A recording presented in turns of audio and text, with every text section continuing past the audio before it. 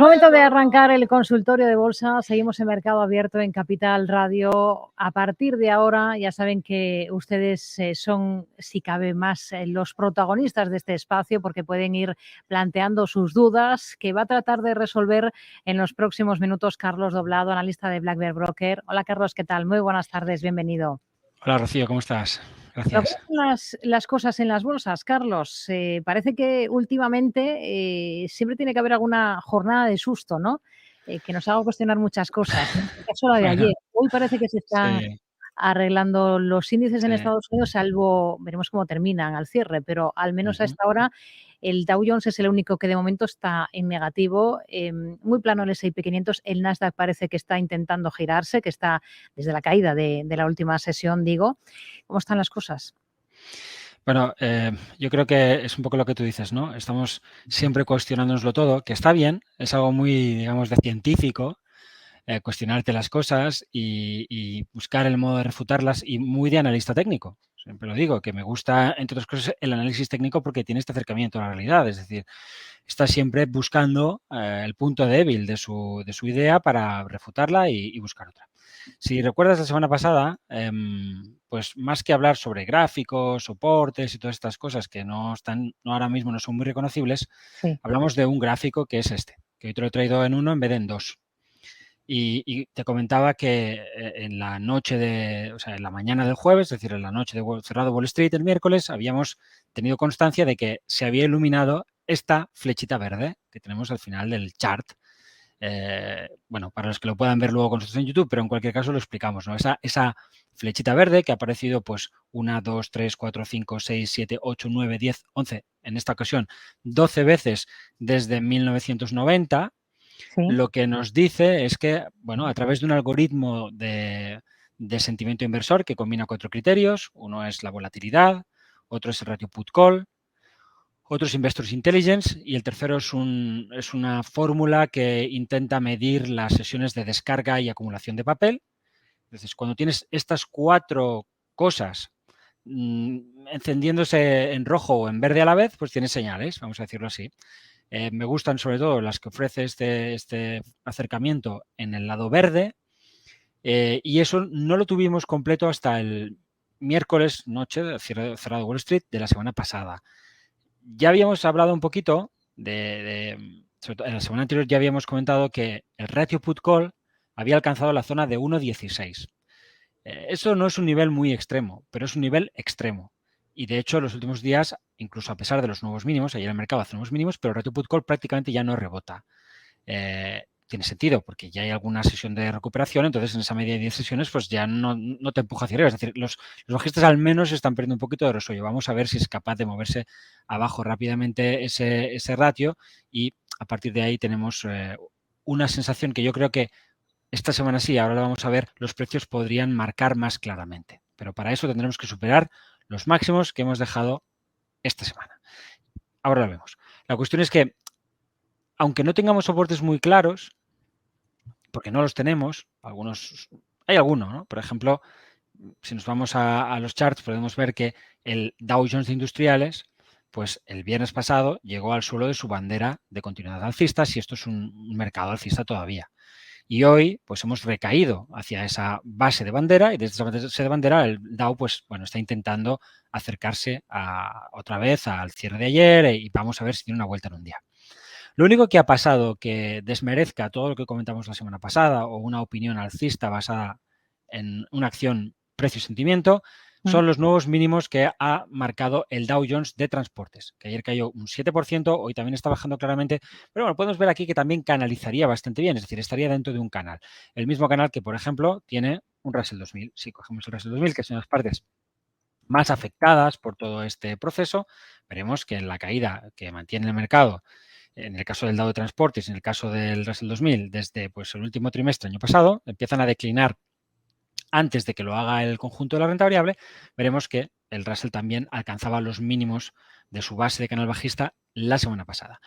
Esos niveles, si en vez de tomar un diario tomamos un semanal, veremos que se corresponden con la media de 200 semanas, que es algo en el caso del pues varapalo que reciben las bolsas en 2020, podemos ver que en todo este proceso alcista desde el 2009, siempre que los precios se han acercado en media de 200 sesiones a ese nivel, o sea, si los precios se han acercado en versión total return a la media de 200 sesiones, el mercado ha encontrado un suelo. Es decir, esta es una zona de importante soporte.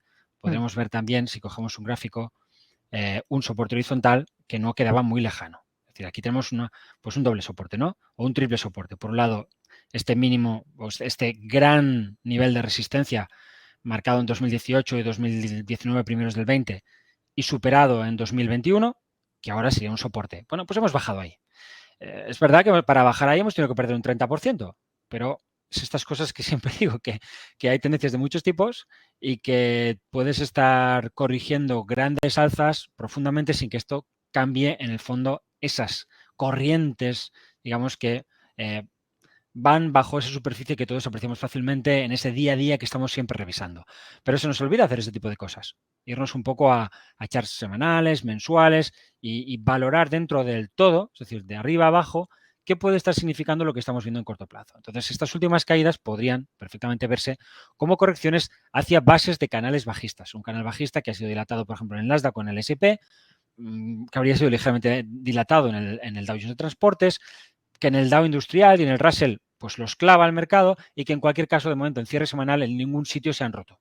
Y si no se rompen en cierre semanal cosas que podemos ver en Café Semanal, pues podemos todavía considerarlas válidas.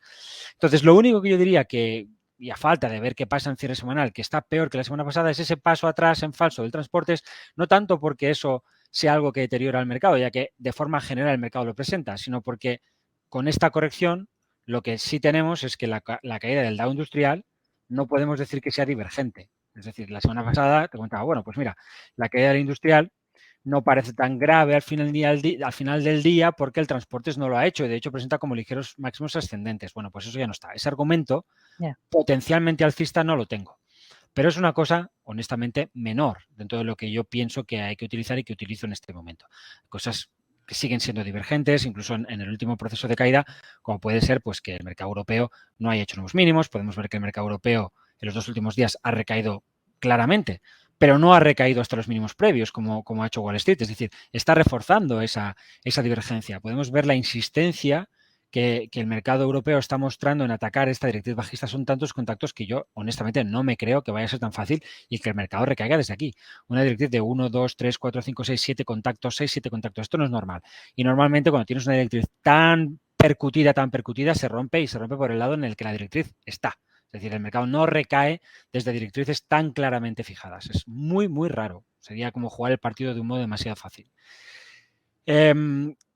Por tanto, ¿qué tenemos? Pues tenemos un mercado que está empezando a intentar anclarse esos soportes, ahora de una forma que podríamos ver más como más efectiva o más fiable o más chartista, porque hasta ahora era una vuelta a nube, pero si el mercado vuelve a recaer los soportes, hoy tenemos vueltas en un día y rompemos los máximos de la semana pasada, pues por ejemplo el Russell 2000 nos dejaría un doble suelo muy bonito, muy claro.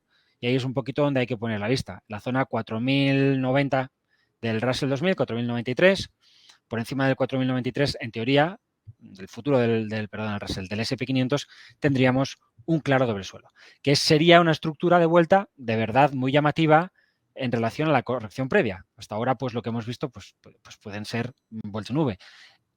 Esto se parecería bastante a lo que vimos aquí. Es decir, 2 veces en el mismo soporte, rompes por arriba y luego tienes un rally. Evidentemente, luego veremos hasta dónde nos lleva este rally. Que tengamos un doble suelo no quiere decir que vayamos a llegar a los máximos previos, ni a la resistencia, ni al máximo del año. No lo sé. Pero es una buena forma de fijar los soportes y también de establecer un stop. Un stop que ahora mismo por precio no tenemos. Es decir, ahora lo que tenemos es este gráfico y esas zonas de soporte. Es esta idea de que con este nivel de pesimismo es muy raro que los soportes se rompan. Con este nivel de pesimismo, en 12 ocasiones o en 11 ocasiones anteriores, siempre el mercado ha rebotado un mínimo del 20%. De hecho, en 10 de las 11 ocasiones, el mercado ha fijado un suelo sostenible. De hecho, en 9 de las 11 ocasiones, el mercado habría inmediatamente superado los altos previos. La única vez que eso no habría pasado habría sido en 2015-2016, en el cual el mercado pues recae. Y luego en 2001, en el que el mercado, tras los atentados terroristas del 11 de septiembre, se recupera con mucha fuerza, sube un 20% y luego recae y cae muy ampliamente, a diferencia del 16, donde la corrección fue pequeña, es decir, repetimos el movimiento anterior en torno al 14%.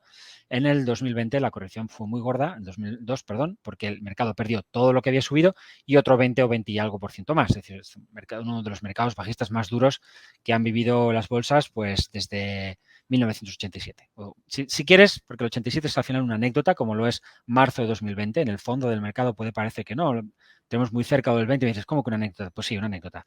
De verdad, desde los 70 no hemos visto más que dos grandes mercados bajistas, dos grandes momentos duros, que son 2002, 2000-2002 o 2000-2003 y 2008-2009. Esos son los dos grandes momentos bajistas que podemos establecer desde 1974. La cuestión es, mucha gente habla, ¿veremos ese tipo de mercados? Yo pienso que a eso desde un punto de vista técnico no se puede responder. Se puede hacer algún ejercicio. Si me pides que lo haga, te diría que yo no creo que vayamos a ver ese tipo de escenarios. Es decir, no estoy alineado con la gente que espera un mercado bajista equiparable. Bueno, he llegado a ver ya comparaciones con el 29. Pues, vale, muy bien. Lo bueno es que como también las vi en marzo de 2020, pues lo tengo muy fresco. Es decir, que es que eso de que el mundo se va a acabar pasa. En 2008 también se iba a acabar el capitalismo, no sé cuántas cosas más. Al final el capitalismo no se acabó. Y de hecho, cuando se habla de estas cosas normalmente es al final. Es decir, en los momentos en los que el consenso pues, realmente es muy pesimista.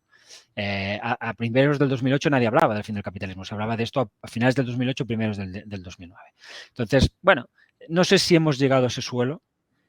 Honestamente, creo que si nos recuperamos, sea hacia los máximos o más allá de los máximos, en mi opinión, vamos a volver a caer. Es decir, no creo que este setup que estamos viendo nos dé un punto de inflexión definitivo al estilo marzo 2020 o al estilo pues diciembre de 2018, febrero de 2016, el verano del 2011.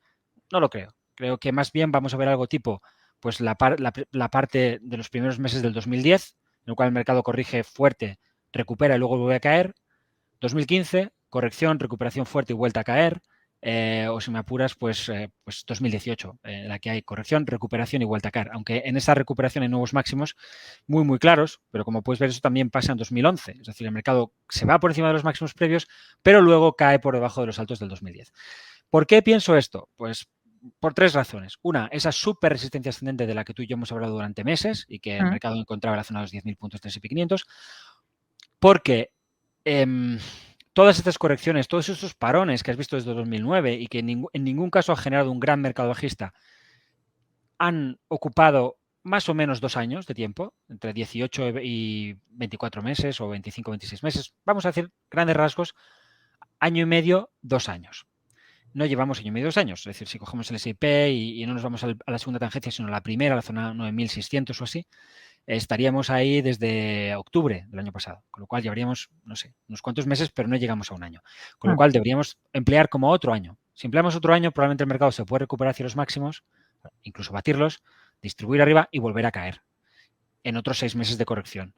Y ya ha pasado ese año y medio y ya hemos limpiado todo el mercado en lateral. Y esa resistencia ascendente, súper resistencia ascendente, se ha movido al alza, como pasó en 2014-2015, y se va moviendo al alza a medida que el mercado vuelve a recuperar. Y la encontramos dentro de, yo qué sé, unos cuantos años mucho más arriba. Este es, en principio, mi escenario.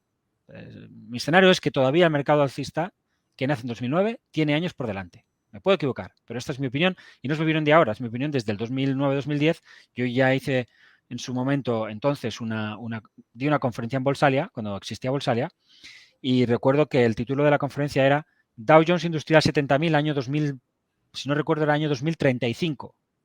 Hacíamos una cosa muy loca que era pensar a dónde va a llegar el Dow y cuánto tiempo va a tardar. Era un poco así, ¿no? Entonces, bueno, nos falta mucho. Nos faltarían muchos años y nos faltaría mucho precio.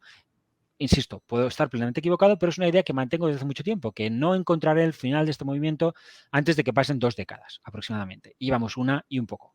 Entonces, sigo con esta misma idea mientras el mercado no me demuestre que estoy equivocado, que debo pensar de otra forma. Y por ahora, no, técnicamente no estoy en esa liga.